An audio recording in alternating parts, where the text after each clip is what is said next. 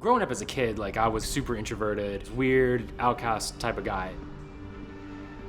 Once I hit like 17 or 18, I wanted to chase status, money, career, like all fickle things. Like I was just salivating for anything that would like prove that I'm worth something. Didn't matter what contract I would get, what girlfriend I would get, or like, it just didn't matter. It was just always so shallow and it never felt solid. It just felt so fickle and just fleeting. Before I wasn't even looking for a solution to my malcontent. And I kind of had a realization that my life is temporary when my stepbrother passed away when he was 21 on a motorcycle accident. Then I was like, okay, I've got to get myself together and get myself out of this hole.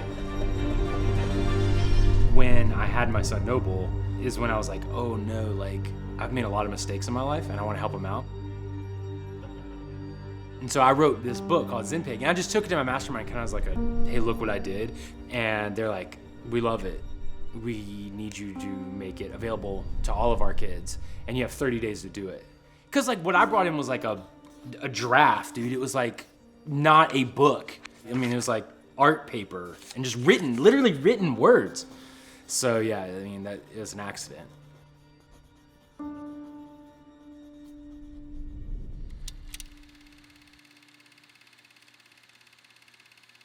I was so afraid of being viewed as like egotistical or like salesy.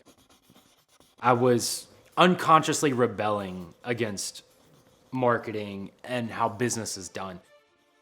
When this was year 4, I was working some odd job and I'm just heartbroken. I've got this message and like I'm not doing what I need to do to get it out. I made the decision that I will redefine however I have to do to get this message out, man. And that is truly what I did. All my morning before work and all my morning after work was, how am I getting this out? Now I'm gonna learn about Facebook ads for 4 weeks. Now I'm gonna learn about Dream 100 for 4 weeks. Or now I'm gonna learn about ClickFunnels for 4 weeks. Just nurturing all those seeds so that something can be yielded that can not only support me, but also get my message out. When I started, I had no comprehension of a funnel. Back end, nope. Repeat business, nope. Average cart value, nope. So going into funnel world, you learn about all of those things. It's not just about a software, it's about this whole skill set of building up your customers' value. What I noticed when I switched to the funnel was that 1, my email list went through the roof. 2, my average cart value was way better. And I had more flexibility with like, okay, so I have a large amount of this product. I can put that at the next funnel step. Whereas like with a traditional type situation, you're just kind of hoping they stumble on this product in this other section of your catalog. So it gives me way more flexibility on like what I want to expose the customer to.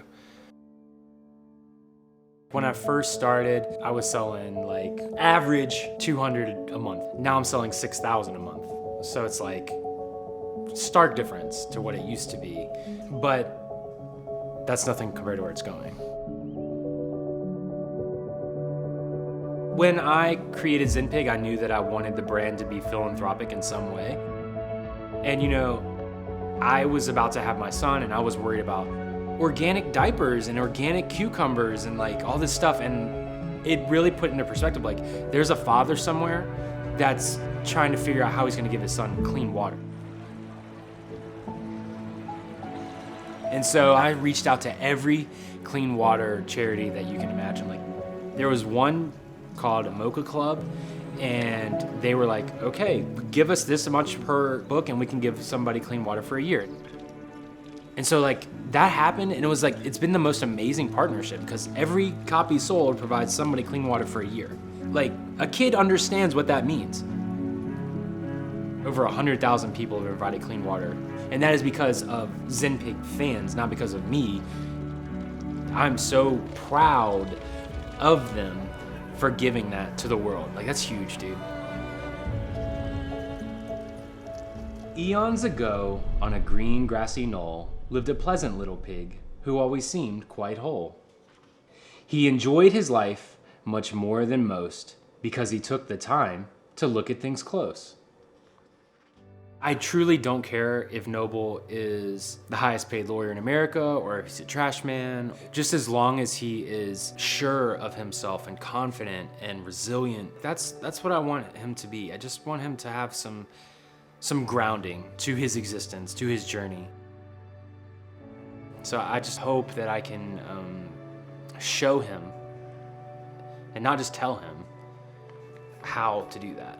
Because I feel like everybody will hit at least one rock bottom in their life. They're just going to, it's just part of the human experience.